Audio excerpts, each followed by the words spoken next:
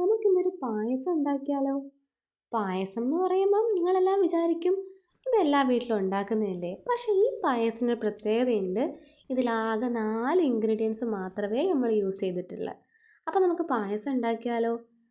നമ്മൾ ആദ്യം തന്നെ പാത്രം എടുത്തിട്ട് അതിലേക്ക് കുറച്ച് ഗീ ഒഴിച്ചിട്ട് അതിലേക്ക് നമ്മളുടെ കാഷ്നട്ടും കിസ്മിസും ഒക്കെ ഇട്ട് വറുത്ത് മാറ്റി വെക്കുക.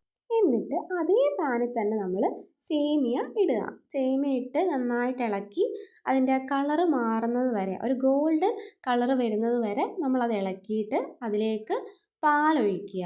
പാല് കുറേശ്ശെ കുറേശ്ശെ ഒഴിച്ചാൽ മതി. നമുക്ക് മനസ്സിലാവും എത്ര പാലൊഴിക്കണം എന്ന്. ആ സേമിയയൊക്കെ ഒന്ന് മുങ്ങി നമുക്ക് മനസ്സിലാവും അത് ഒഴിക്കുമ്പോൾ തന്നെ. എൻ്റെ ഒരു തട്ടിക്കൂട്ട് പായസം ആയതുകൊണ്ട് നമ്മളൊരു പാകത്തിന് നമ്മൾ ഒഴിച്ചാൽ മതി. എന്നിട്ട് നമ്മൾ കുറേശ്ശെ കുറേശ്ശെ ഇളക്കുക. കാരണം അത് ഇങ്ങനെ കട്ടി പിടിക്കും. ഇത് ഞാൻ നേരത്തെ വറുത്ത് വെച്ച ആ അണ്ടിപ്പരിപ്പും മുന്തിരിങ്ങയാണ്. അത് ഇടയ്ക്കിടയ്ക്ക് ഞാൻ കഴിക്കുന്നുണ്ടായിരുന്നു. അത് പോട്ടെ. എന്നിട്ട് നമ്മൾ ഇതിലേക്ക് കുറച്ച് പഞ്ചസാര, മധുരത്തിന് ആവശ്യമായുള്ള പഞ്ചസാര ഇടുക. പഞ്ചസാര ഇട്ട് ഇളക്കിയിട്ട് നമ്മളിതിലേക്ക് നമ്മളുടെ ഏലക്കയില്ലേ, ഏലക്ക മണത്തിന് വേണ്ടിയിട്ട് ഏലക്ക ഉണ്ടെങ്കിൽ ഇട്ടാൽ മതി, ഇല്ലെങ്കിൽ വേണ്ട. എന്നിട്ട് ഇളക്കി ഇളക്കി ഇളക്കി യോജിപ്പിക്കുക.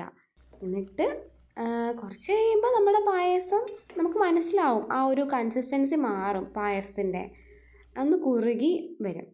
എന്നിട്ട് ഞാൻ അമ്മയ്ക്ക് കൊടുത്ത് അവസാനം ടേസ്റ്റ് ചെയ്യാൻ. അമ്മ കൊള്ളാം എന്നൊക്കെയാണ് പറഞ്ഞത്. എക്സ്പ്രഷൻ കണ്ടിട്ട് നിങ്ങൾക്ക് എന്ത് മനസ്സിലായി? കമൻറ്റ് ചെയ്യൂ.